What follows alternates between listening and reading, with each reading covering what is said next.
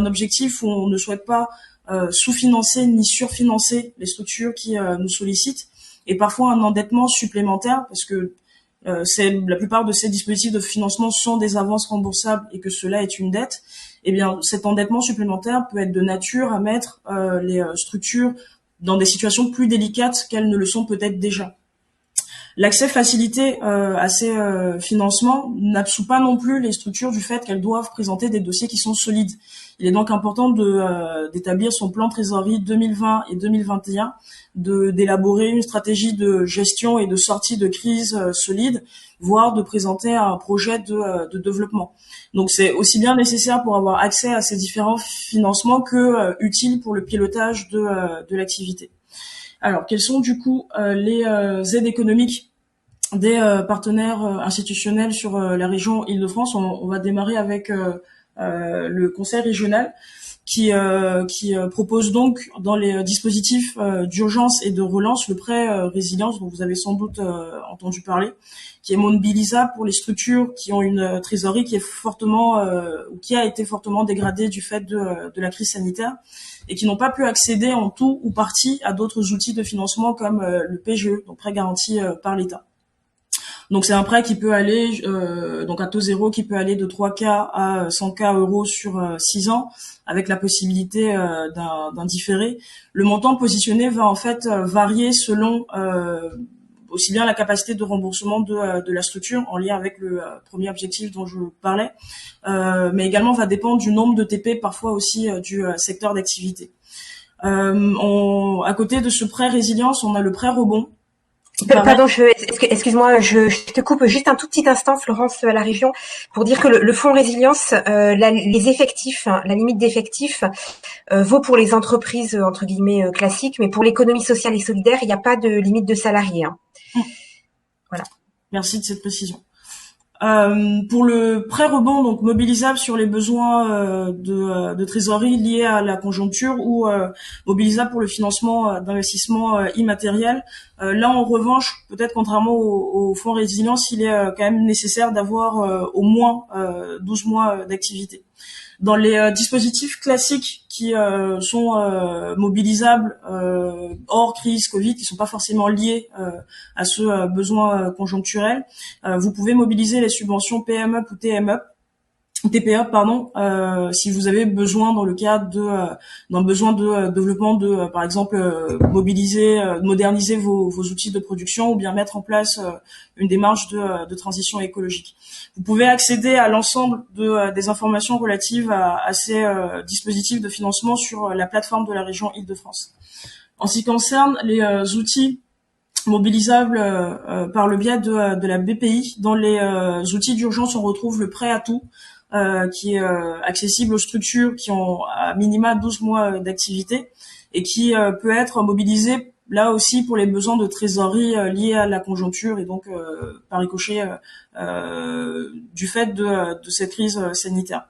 Dans les dispositifs classiques, on retrouve le prêt croissance TPE qui, comme son nom l'indique, est fléché sur les TPE et qui peut être mobilisé pour les projets de développement sur des dépenses comme les travaux d'aménagement ou des besoins liés à une digitalisation de l'activité.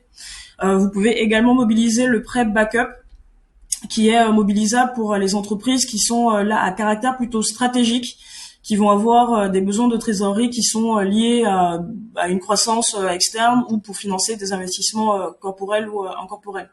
Je vais peut-être laisser Madame Oulès expliquer le fait que ça reste quand même des dispositifs région, bien que l'opérateur ici est la BPI. Oui, alors ça effectivement c'est un détail, c'est-à-dire que tous ces dispositifs sont des fonds apportés par la région Île-de-France qui sont distribués par différents partenaires. Par exemple, dans le cas de résilience qu'on citait tout à l'heure, c'est distribué par le réseau France Active.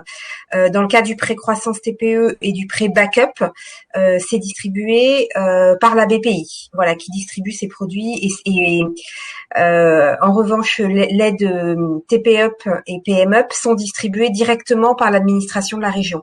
Donc en fait, c'est différentes portes d'entrée en fonction des gens auprès de qui vous devez vous adresser si vous voulez solliciter ces aides. Voilà, mais tout ça fait partie de l'éventail d'aides qui sont mises en place par la région. Dans les outils proposés par l'État, donc on ne présente plus le PGE, donc le prêt garanti par l'État, qui a été prolongé jusqu'en juin 2021, avec la possibilité d'un différé d'1 an. Le fonds de solidarité qui est toujours mobilisable, donc des montants entre 1,5 € et 10 € pour les structures qui subissent les effets d'une fermeture administrative ou une perte de chiffre d'affaires. Le chômage partiel qui vous permet de pouvoir sauvegarder vos emplois en ayant recours à ce dispositif que vous pouvez solliciter auprès de la Directe. Le prêt participatif de l'État, même si, de manière assez logique, le premier élan serait plutôt d'aller vers le PGE. Ça reste également une ressource que vous pouvez mobiliser, donc entre 20 et 50 € avec la possibilité d'un différé. Et c'est un prêt sur 7 ans.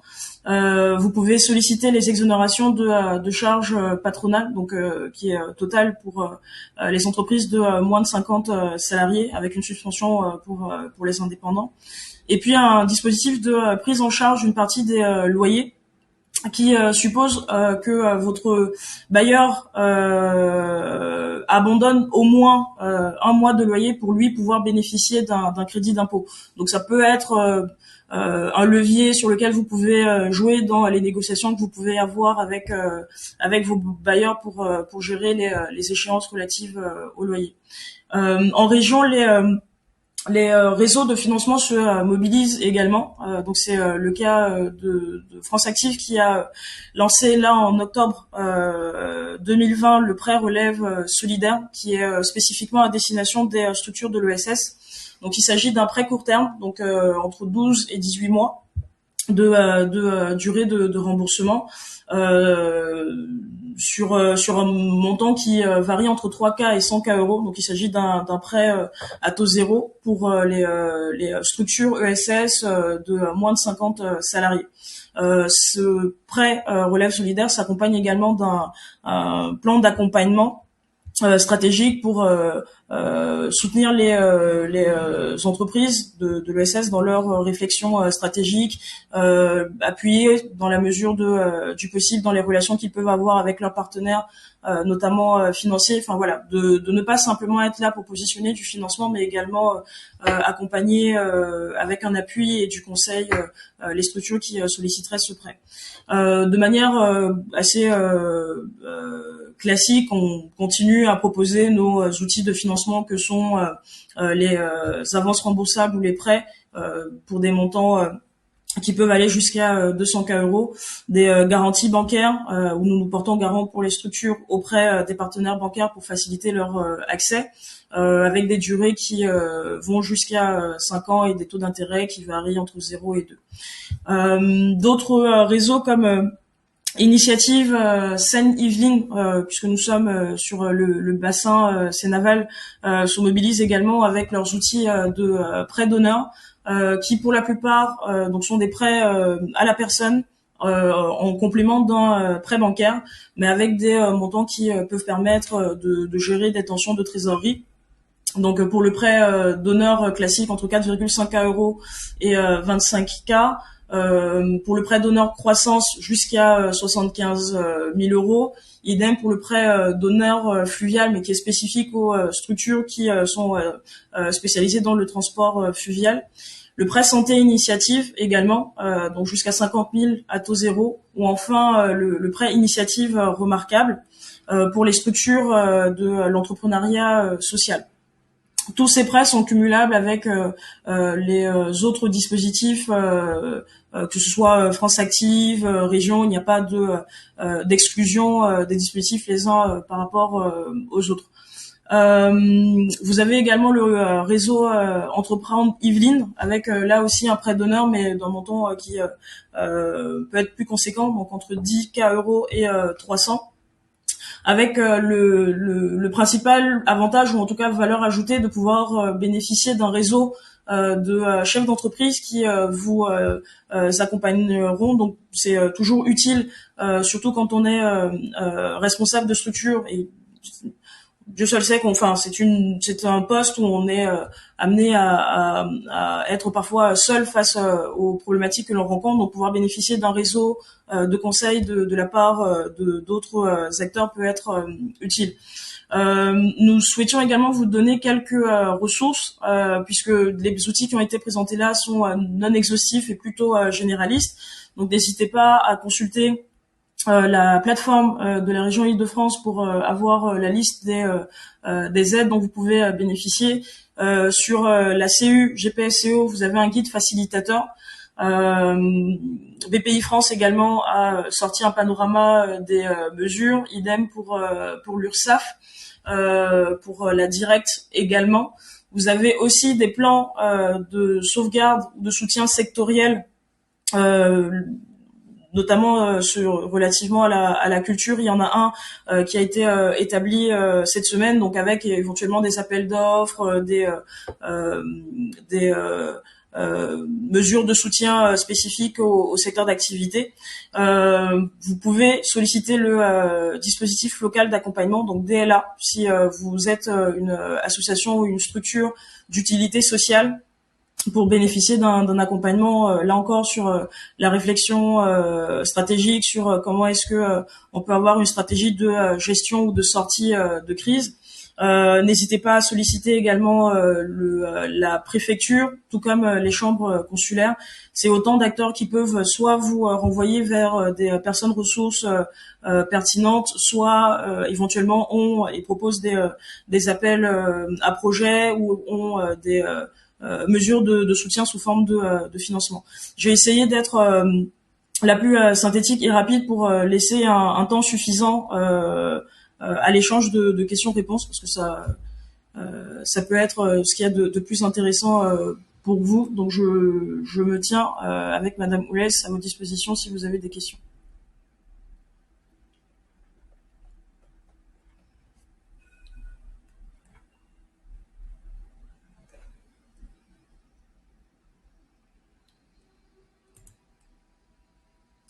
Ou pas.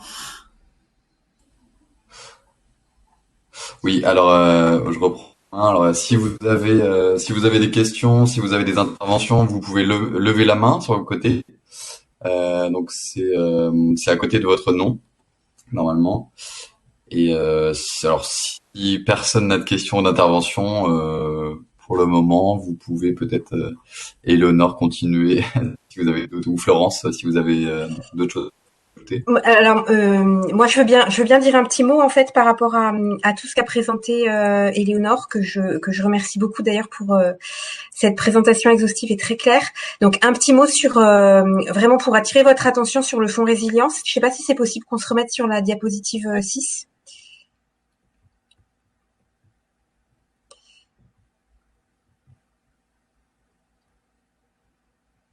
Hop, voilà, super, un grand merci. Voilà, juste pour attirer votre attention sur le fait que, en fait, en période de crise Covid, là, ce qu'on est en train de vivre et de traverser, au niveau de la région, enfin, on a vraiment conscience que vous avez des trésoreries qui sont éprouvées, que c'est complexe, que parfois vous avez des difficultés, c'est-à-dire vos interlocuteurs bancaires qui mettent beaucoup de temps à répondre pour certains pour vos demandes de PGE, ou des demandes de PGE qui sont accordées mais pas jusqu'au montant total que vous aviez demandé, ou parfois vous avez fait une demande de PGE en début du premier confinement et il y a l'enjeu maintenant de besoin d'un renfort de trésorerie, etc. Ce produit-là, le fonds résilience, c'est vraiment le produit, on va dire, anti-crise et anti-faillite qu'on a mis en place spécifiquement pour vous aider à faire face à cette période de crise et de confinement et à passer l'année 2020 sans qu'il y ait aucune faillite dans le secteur de l'ESS. Donc vraiment, j'attire votre attention sur ce fonds. Donc des avances remboursables de 3 000 à 100 000 euros.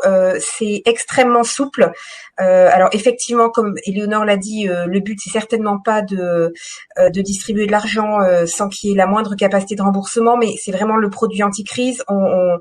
C'est le produit qui a les critères d'attribution les plus souples en ce moment, qui est également très adapté à l'ESS, c'est-à-dire qu'il y a certaines structures juridiques de l'ESS qui vont avoir parfois des difficultés à accéder à des produits de financement classiques et ou à ceux de la BPI parce que absence de fonds propres, parce que etc., parce que statut associatif. Ce fonds résilience, il est vraiment pensé pour tous les statuts de l'ESS. Il est mis en place avec beaucoup de souplesse et avec beaucoup de réactivité, également dans la façon dont France Active traite vos demandes. Voilà, vous avez une réponse de principe très rapide et en cas d'accord, les fonds sont décaissés sous 8 jours, si je dis pas de bêtises. Voilà, donc c'est nous le fonds résilience, enfin c'est ce qu'on appelle le bouclier anti-crise et anti-faillite.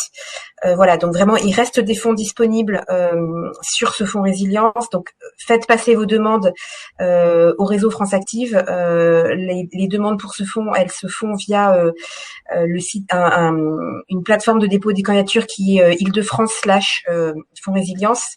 Vous allez trouver tout ça sur Internet ou si vous tapez dans Google fonds résilience Île-de-France, vous tombez sur tout ça. Donc vraiment, voilà, c'est un fonds qui est fait pour l'ESS, qui est fait pour la période de crise. Il y a des fonds disponibles, donc voilà, le message c'est vraiment c'est fait pour vous. Allez-y sur ce dispositif en ce moment si vous avez encore des difficultés de trésorerie en ce moment. Et peut-être pour compléter, parce que vu la période qui s'ouvre, il y a malheureusement fort à parier qu'on va devoir vivre avec un niveau d'activité qui ne sera pas optimal. Donc effectivement, c'est le bon moment de se poser et de réfléchir à minima avec une vue à 6 mois, puisque la plupart des structures vont peut-être devoir mener leurs activités en mode dégradé, et donc ça c'est de nature à créer des tensions de trésorerie par ailleurs. Donc voilà, c'est effectivement le moment de se poser, de pouvoir évaluer quels peuvent être les besoins pour mener ces activités avec ce mode dégradé, les difficultés qui peut-être s'annoncent, parce que à date il y a quand même un certain nombre d'amortisseurs qui ont permis de ne pas se retrouver avec une situation économique encore plus difficile qu'elle ne l'est déjà. Maintenant il est quand même nécessaire de se projeter peut-être au-delà de la fin de l'année et de regarder sur 2021. Au moins le premier semestre, est-ce qu'on est en capacité de pouvoir tenir? On peut avoir un petit matelas de trésorerie maintenant, mais est-ce que ça va être toujours le cas dans 2 mois, dans 3, dans 6?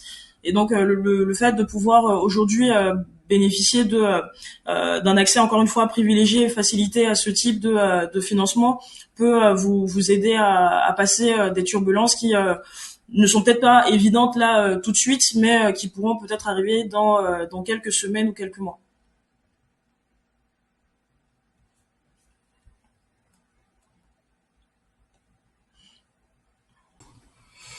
Très bien. Alors, merci beaucoup pour vos interventions. C'est très clair, en tout cas, toutes les aides qui peuvent être disponibles dans cette période assez exceptionnelle. Alors, voilà, il nous reste 10 minutes. Mais je me trompe peut-être. Il y a une main qui s'est... Ah oui, très bien. Hop, donc monsieur Morin. Ok, la parole est à vous, alors B. Morin. Oui, bonjour, Brigitte Morin et Coder. J'ai une question complémentaire concernant le fonds résilience. Est-ce qu'il peut être activé dans le cas d'une activité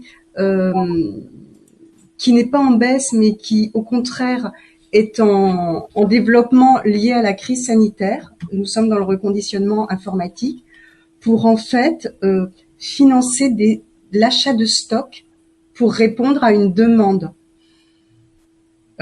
croissante liée effectivement à un besoin d'équipement en ordinateur, notamment premier prix, pour des personnes qui sont éloignées du numérique et qui n'ont pas d'équipement.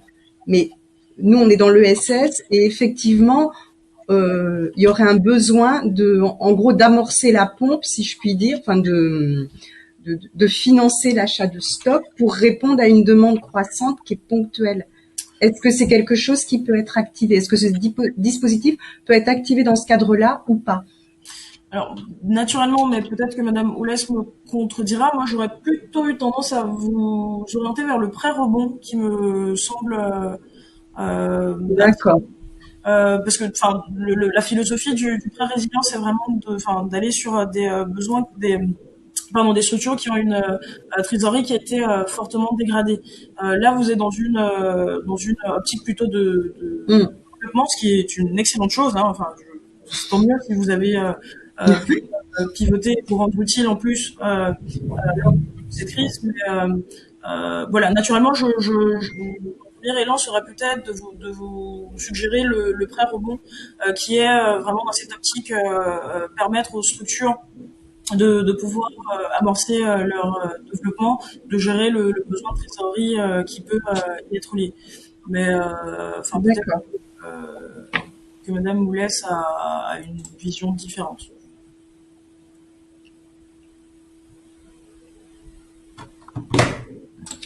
Merci.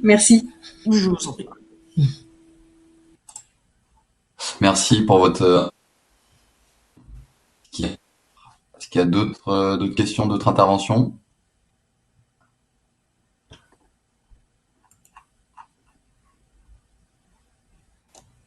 C'est toujours un peu inquiétant parce que de deux choses l'une, soit on a été très clair, soit on n'a pas du tout été clair. Et c'est il y a pas beaucoup de questions. C'est là où ouais. Ou alors c'est enfin, je comprends aussi que les entrepreneurs, les dirigeants veulent pas forcément exposer leur situation, voilà, et préfèrent, je pense, avoir des échanges dans le cadre d'une instruction personnelle de dossier plutôt que d'échanger peut-être collectivement sur des critères d'éligibilité. C'est souvent ce qu'on constate. vous pouvez, vous avez nos coordonnées, donc, n'hésitez surtout pas à nous contacter si besoin pour qu'on puisse, voir quel est l'outil le plus adapté à vos situations, de quelle manière est-ce qu'on peut vous accompagner. Il y a quand même une palette assez large qui couvre la plupart des besoins, que ce soit de trésor, de développement, d'accompagnement. Donc voilà, je pense qu'on pourra trouver l'outil et la personne ressource pertinente pour vous accompagner. J'ai envie de dire de manière sur mesure par rapport à votre besoin. Alors, il y a une intervention de FX Signerin, donc je vous donne la parole. Oui, bonjour. Bonjour Florence. Bonjour Madame Essamba. C'est juste une remarque. Bon, les prêts, les aides, ouais, c'est pas mal. Enfin, bon, ça peut sauver des gens, mais moi, la remarque que je ferais, c'est ce qui nous intéresse plus dans les entreprises, c'est de faire du chiffre d'affaires. Et pour faire du chiffre d'affaires, il y a un moyen qui fonctionne très bien, c'est la commande publique. Alors, même si la région close ses marchés ou met des marchés réservés à l'insertion et au handicap, toutes les collectivités locales, c'est-à-dire les mairies essentiellement, et même les communautés de communes, communautés urbaines, il y a quasiment jamais de clause sociale. Donc moi, l'idée que j'avais, comme la région est très dynamique là-dessus, et j'en ai parlé à Madame Pécresse, c'était quand mercredi, je crois. Lundi soir. Mardi soir. Lundi soir. Ce serait que la région signe des conventions avec les communes, en les aidant avec une incitation peut-être financière, pour que les communes mettent des clauses sociales ou en tout cas des aspects sociaux dans leurs appels d'offres. Je peux vous donner un exemple, pour ne pas le citer, à Sartrouville, qui est quand même bien connu. Il y a eu un marché de nettoyage de voirie qui est sorti sans clause sociale. Alors moi, je trouve ça vraiment bizarre, quoi. Je veux dire, à partir du moment où on se dit qu'il faut aider l'ESS et le but du jeu, c'est de réduire le chômage quand même des personnes éloignées de l'emploi, qu'on ne mette pas de clause sociale, je pense que il y en a beaucoup qui n'ont rien compris, quoi. Et donc voilà, je pense que la région pourrait être moteur là-dessus. Et s'il y avait des conventions, il y a même une autre idée qu'on pourrait faire.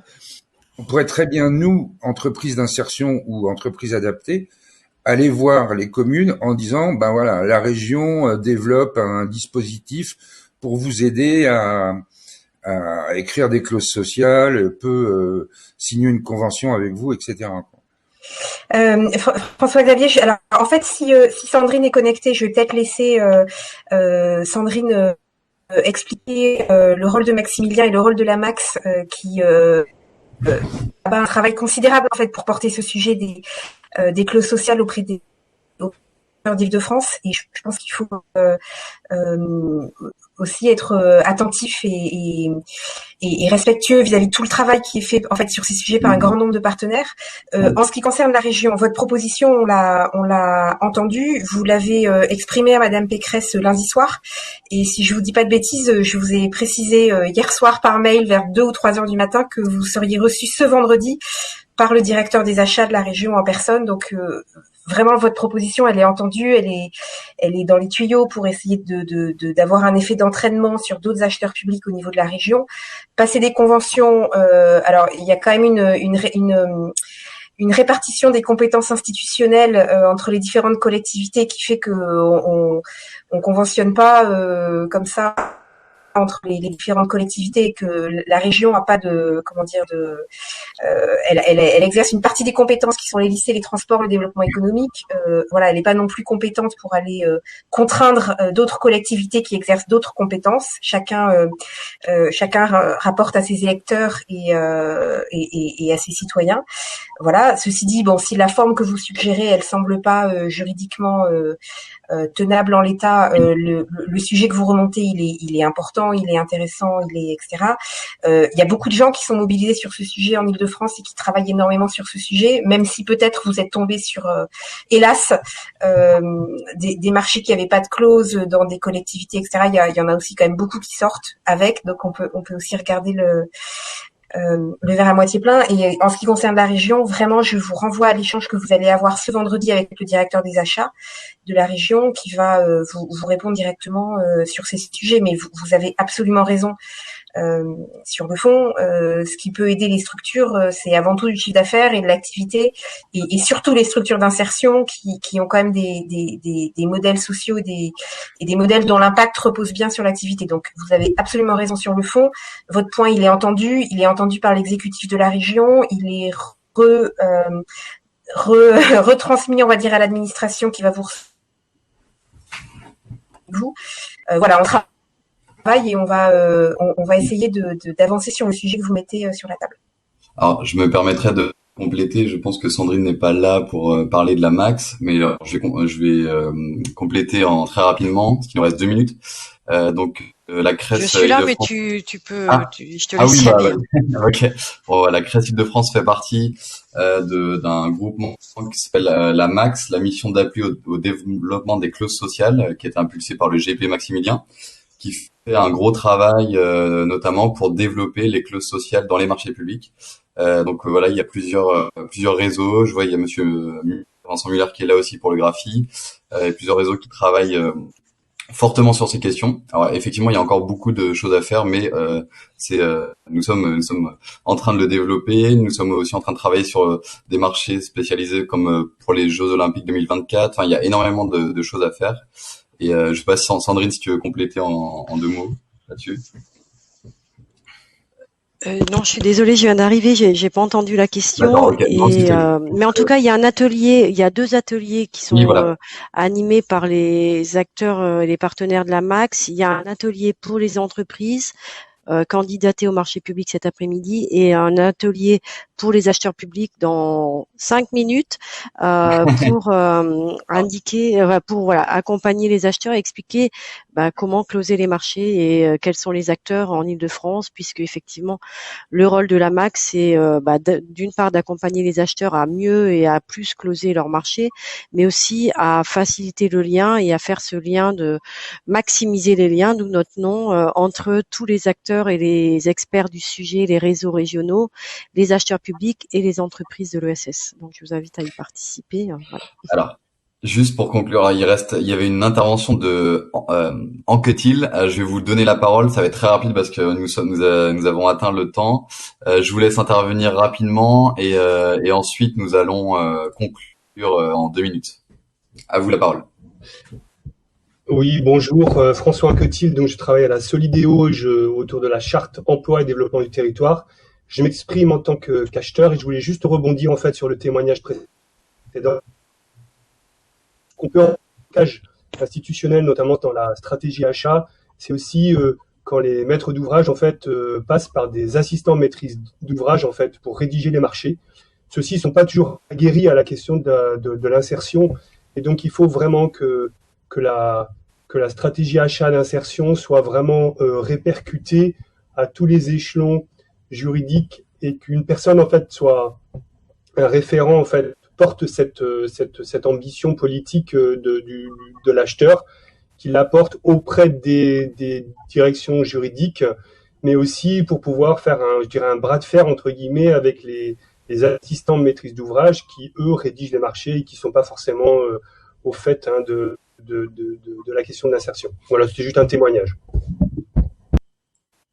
Merci beaucoup.